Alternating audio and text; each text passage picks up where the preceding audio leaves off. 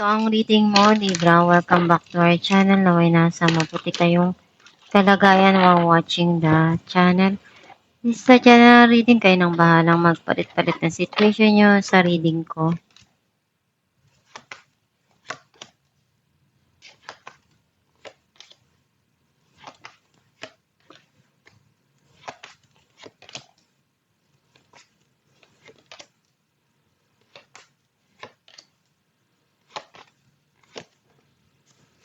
At the bottom of the deck, Queen of Wands.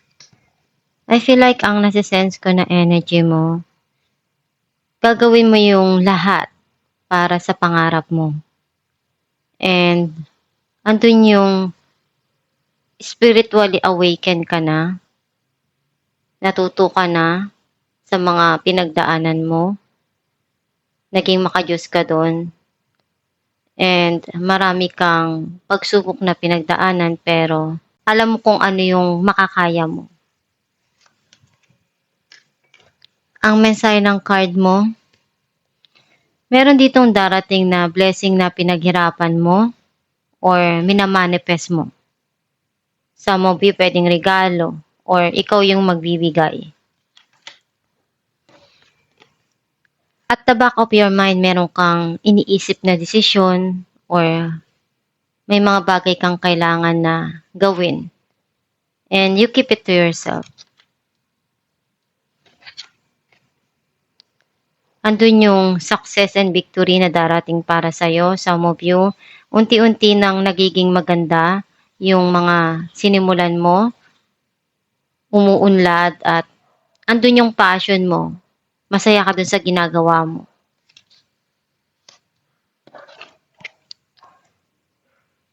Gagawa ka ng paraan para sa mga pangarap mo na ma-achieve mo yun. Hindi ka basta-basta susuko kung ano yung mangyari man doon.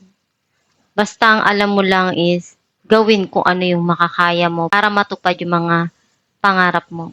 Pupunuan mo kung ano yung kailangan doon sa bawat sitwasyon.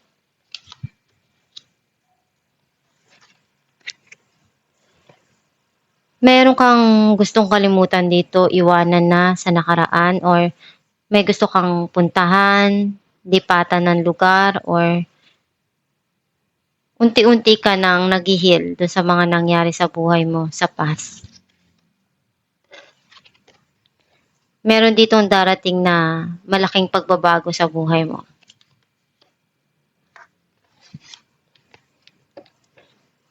May pangarap ka na gusto mo pang maabot sa buhay, hindi ka titigil at pinagpaplanuhan mo yon kung paanong paraan mo makukuha. Iniisip mo kailan kaya darating yung panahon na makukuha mo naman yung lahat ng pinaghirapan mo. And andun yung one day lahat ng ininvest mo, aanihin mo rin yan dahil ikaw din naman yung nagtiyaga at nagpakahirap dyan. Clarify natin ang Ace of Pentacles, King of Wands, and Four of Cups. Itong tao na to very passionate siya. Gusto niyang gawin lahat ng makakaya niya para maipakita sa'yo yung passion niya or gagawin niya lahat ng paraan para mapansin mo siya. And may gusto siyang ibigay sa'yo. Andun yung nagsisisi siya sa mga nagawa niya. Some of you may offer na darating dito. Clarify natin ang Six of Wands, Wheel of Fortune, and the World. Nagkaroon na ng end yung cycle. May new cycle na papasok dito. Andun yung peace of mind. And meron kang minamanifest na pagbabago dito. Nakikita ko na darating yung success para sa'yo. Clarify natin ang Six of Swords.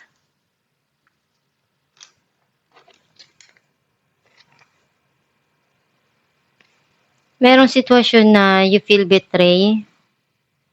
And nagkaroon ng end yun kasi napagod ka na, na-burnout ka na, sinukuan mo na. May mga bagay na feeling mo connected ka pa rin dun sa nakaraan. And unti-unti ka nang nag-heal dun sa mga pinagdaanan mo dun. Clarify natin ang Page of Cups. Seven of Pentacles and Nine of Wands. Hindi ka susuko basta-basta doon sa mga pangarap mo.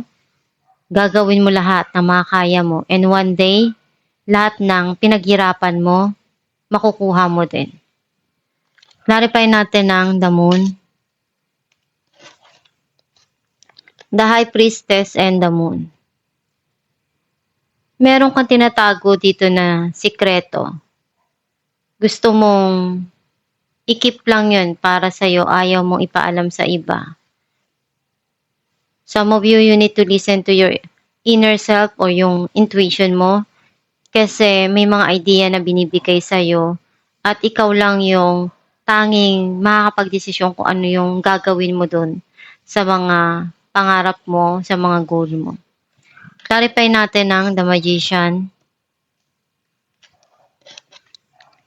Ace of Swords and Ace of Pentacles. Meron ka ditong bagong sisimulan na bagong business or investment para sa'yo. You want to secure yung future mo, yung financial mo na mapalago. Gagawa ka ng paraan para maging stable yung financial mo. Clarify natin ang debt.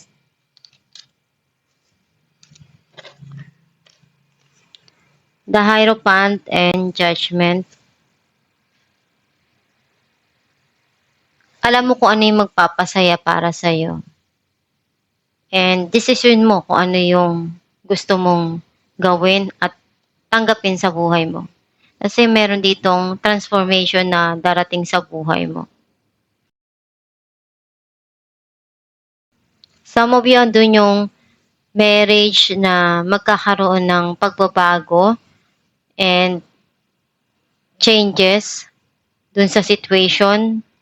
Alam mo kung ano yung magpapasaya para sa'yo at kailangan mong harapin kung ano yung mga desisyon na darating para sa'yo. Clarify natin ang Seven of Pentacles. Ace of Wands and Death.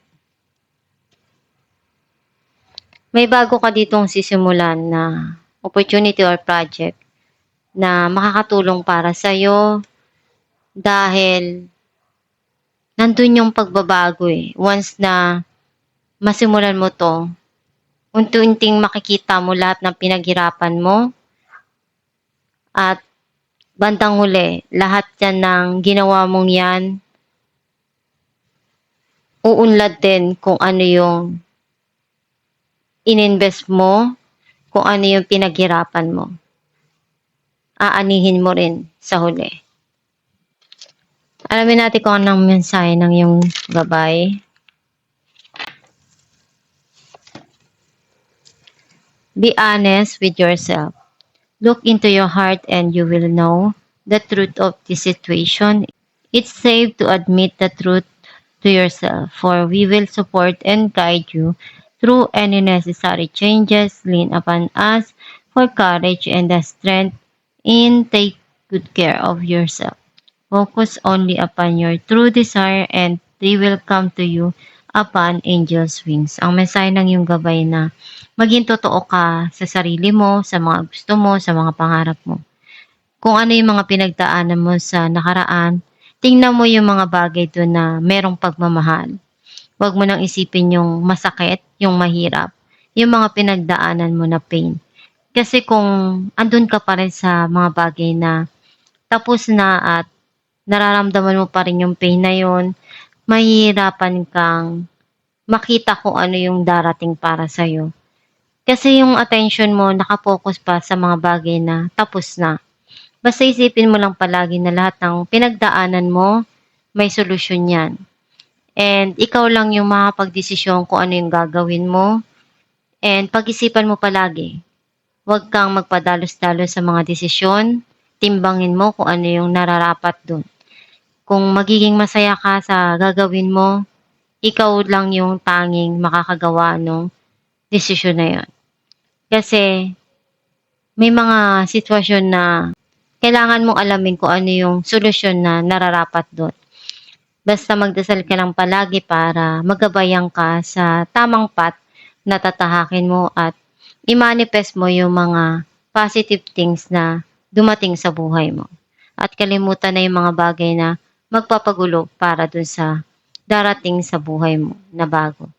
And kung ano yung sa tingin mo kailangan mong gawin sa mga sitwasyon sa buhay mo, gawin mo lang yung best mo palagi para ma-achieve mo yung goal mo. And huwag kang basta-basta susuko sa mga pinagdadaanan mo. Palagi ka lang maging matapang na harapin yung mga pagsubok sa buhay mo. At itong yung reading, libra kung nakaresonate ka, kindly comment down below. Thank you for watching.